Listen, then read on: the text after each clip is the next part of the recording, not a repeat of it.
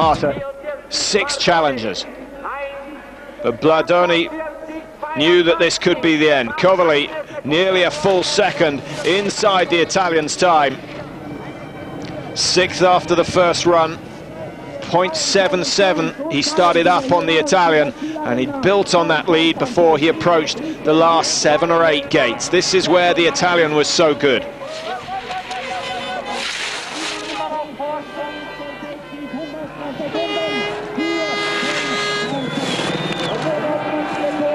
Coverley dropping the hip into each turn. It's an impressive finish, and surely that time of 2:24.64 was going to go, and it has gone by nearly half a second. France taking the lead with just 5 to go on the second run of the men's GS. There's Bladoni, been celebrating as each challenger failed to beat his. So France leading at this stage, Italy in second place, and it was the great Michael von Grünigen to go next. A giant slalom specialist, fully rested, having not taken part in any of the events so far. His first run, well, 1 or 2 uncharacteristic mistakes from von Grünigen, but he was as smooth as ever on the top section of his second run. 0.11 outside the time of Coverley at this stage. Nice and early on the turn, clattering the gates that he goes past. And von Grünigen back into his silky rhythm that we've seen so much this season. 3 wins this year: Park City, Val d'Isère, Les Arcs, all coming from alternate races. And if that record was to hold, this was to be another victory for the Swiss skier. 108 points clear of Hermann Maier in the giant slalom standings, an indication of just how well von Grünigen's going this year. He had a bit of a bleak season last year as he got used to the skis, but Fischer have come up with some skis that suit his style, and von Grünigen was flying. 2:24 was to be beaten, and beaten by a big margin. 2:23.80, the new lead time in the men's giant slalom, and 3 runners still remaining.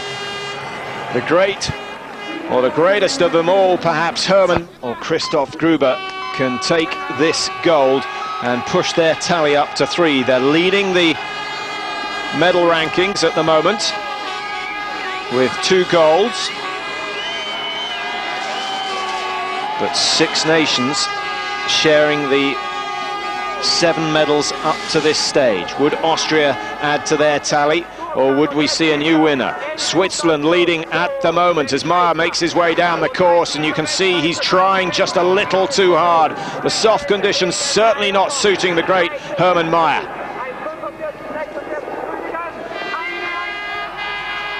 One slight mistake as he comes off the steep onto the short flat pitch, and that will have cost him a fraction of a second. And Hermann Maier, who got exactly the same time as von Grünigen on the first run, can ill afford that sort of mistake. Into the closing stages, and still time to be made up from Hermann Maier. 0.23 outside. Bladoni managed it from here. He took up about 0.5 of a second. Maier, though, a little wide and looking tired and slow after yesterday's downhill.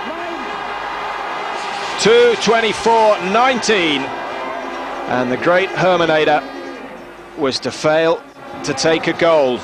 Knew now that they would not take gold in the giant slalom. The question was, would it be Michael von Grünigen or would it be Kjetil-andre Ormot, the gold winner in the combined event, looking for his second gold of the championships.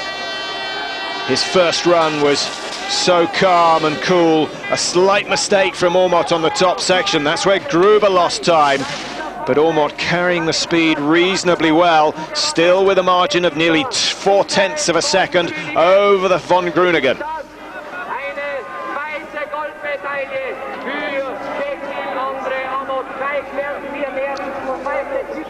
Von Grünigen just specialising in giant slalom. Ormot, we know, in the Super G and in the combined event, but deciding not to race in the downhill because it was too close to this giant slalom event, an event that he fancied his chances in, despite the fact that he hasn't had a win since 1997 in Adelboden.